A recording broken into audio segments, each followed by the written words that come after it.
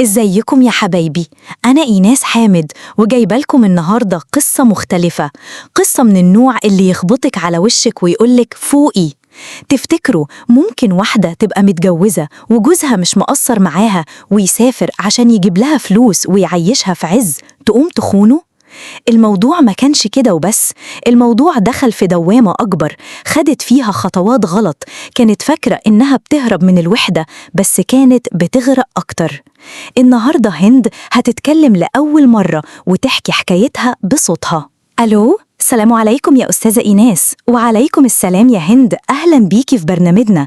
قلبي حاسس إن اللي هتحكيه مش سهل، بس انتي شجاعة وده أول طريق التوبة. أنا اللي بشكرك إنك قبلتي تسمعي، لأن حتى أقرب الناس ليا ما بقوش طايقين يشوفوني. أنا عندي 23 سنة ومتجوزة بقالنا سنتين. جوزي مش مقصر معايا وبعتلي شقة حلوة قوي وسابني وسافر يكمل شغله برا. بس أنا كنت من جوه تايهة فاضية وعندي مشكلة محدش كان فاهمها. مشكلة إيه يا هند؟ أنا كنت مدمنة الإحساس، مدمنة الكلام، الصور، الاهتمام. كنت بدور على أي حاجة تخليني أحس إني عايشة. ابتديت من زمان، من أيام الجامعة لما كنت بكلم شباب واتصور وعيش في دوشة كدابة اسمها حب.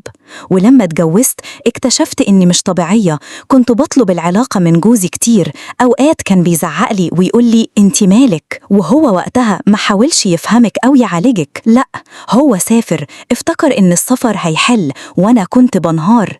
الوحدة كانت قتلة، بس كنت بضحك في وش الناس، عايشة في برج راقي وبلبس كويس، لكن من جوايا عتمة.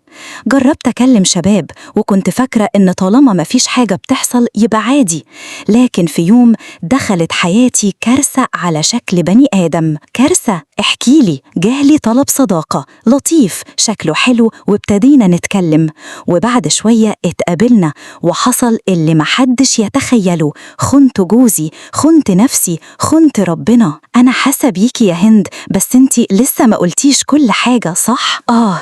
الكارثة إن الشاب ده كان متفق مع أخويا كان شاكك فيا وبعتلي واحد يختبرني ووقعت، لكن أنا كملت بمزاجي كأن قلبي مات.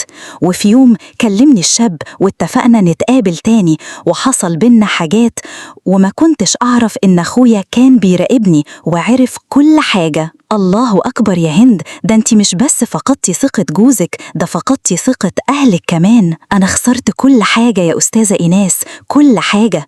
بس بقيت كل يوم أقول يا رب سامحني، اديني فرصة أرجعلك حتى لو الدنيا كلها رفضتني. أنا دلوقتي بتعالج نفسيا وجسديا ومش طالبة غير المغفرة. أنا بدمع والله يا هند، لأن اللي انتي عملتيه غلط كبير، بس الاعتراف بيه شجاعة أكبر. ربنا بيغفر طالما في توبة، وانتي بدأتي أول خطوة. يا رب قصتك تكون سبب في نجاة بنات كتير كانوا هيمشوا على نفس الطريق.